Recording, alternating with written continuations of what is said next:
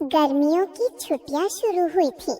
शहर की भीड़ और पढ़ाई के बोझ से दूर चार दोस्त आरव, सिया, कबीर और अनन्या अपने परिवारों के साथ समुद्र किनारे छुट्टियां मनाने आए थे। सुबह की ठंडी हवा, लहरों की आवाज और नीले आकाश के नीचे चमकता समुद्र बच्चों को बहुत आकर्षित कर रहा था।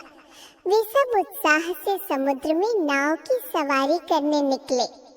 नाव पर बैठते ही बच्चों ने खुशी से तालियां बजाईं। नाविक चाचा ने उन्हें समझाया, बच्चों, नाव पर खेलना तो ठीक है, लेकिन ध्यान रहे कि संतुलन बिगड़ना नहीं चाहिए। समुद्र शांत है, मगर हमें हमेशा सावधान रहना चाहिए। बच्चों ने सिर हिलाकर वादा किया कि वे शरारत नहीं करेंगे। नाव धीरे धीरे किनारे से दूर बढ़ रही थी।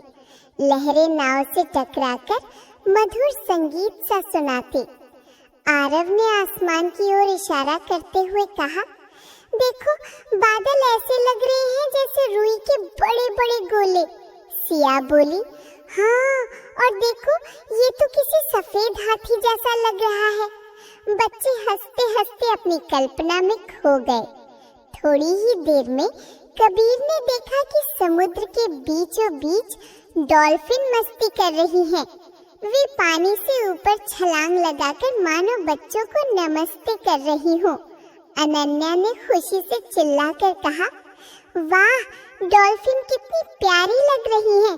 नाविक चाचा ने नाव को थोड़ा उसी ओर मोड़ दिया ताकि बच्चे उन्हें नजदीक से देख सके। धीरे धीरे नाव और दूर निकल गई।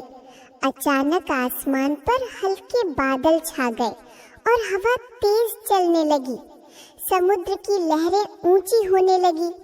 बच्चों को थोड़ी घबराहट हुई। आरव ने डरते हुए पूछा, चाचा, अब क्या होगा? क्या नाव पलट जाएगी? नाविक मुस्कुराए और बोले, डरने की बात नहीं है बच्चों, समुद्र का स्वभाव है बदलना। हमें बस धैर्य रखना होगा और संतुलन बनाए रखना होगा। बच्चों ने एक दूसरे का हाथ कसकर पकड़ लिया।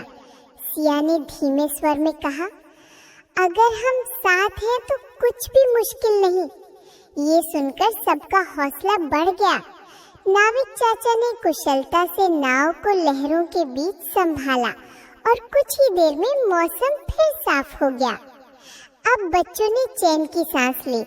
उन्होंने महसूस किया कि डर कितना भी बड़ा क्यों न हो, अगर हम धैर्य और साहस बनाए रखें तो हर मुश्किल से निकल सकते हैं। अनन्या बोली, आज की ये सवारी हमें जिंदगी का सबक सिखा गई। कबीर ने जोड़ा, हाँ, हमें हर परिस्थिति में मिलकर डटे रहना चाहिए। धीरे धीरे नाव वापस किनारे की ओर बढ़ी। सूर्यास्त होने लगा था। सुनहरी किरणें समुद्र की लहरों पर पड़कर ऐसा दृश्य बना रही थी मानो पानी में सोना बिखर गया हो। बच्चे उस नजारे को देखकर मंत्रमुग्ध हो गए। किनारे पहुंचकर सबने नाविक चाचा का धन्यवाद किया। उन्होंने मुस्कुराते हुए कहा, बच्चों, याद रखना, समुद्र की तरह जिंदगी में भी कभी तूफान आते हैं, लेकिन अगर दिल मजबूत हो और दोस्त साथ हो तो हर मंजिल आसान हो जाती है। बच्चे घर लौटते हुए सोच रहे थे कि ये नाव की सवारी केवल रोमांचक अनुभव ही नहीं, बल्कि जीवन की सीख भी बन गई। डर और कठिनाइयां जिंदगी का हिस्सा हैं, लेकिन साहस, धैर्य और एकता से हर मुश्किल पार की जा सकती है। अगर आप सबको हिंदी कहानी और कार्टून वीडियो पसंद है तो हमारे चैनल कार्टून कहानी 001 को कीजिए सब्सक्राइब और प्रेस द बेल आइकॉन, ताकि आप सभी लोगों को अगली कहानी की वीडियो सबसे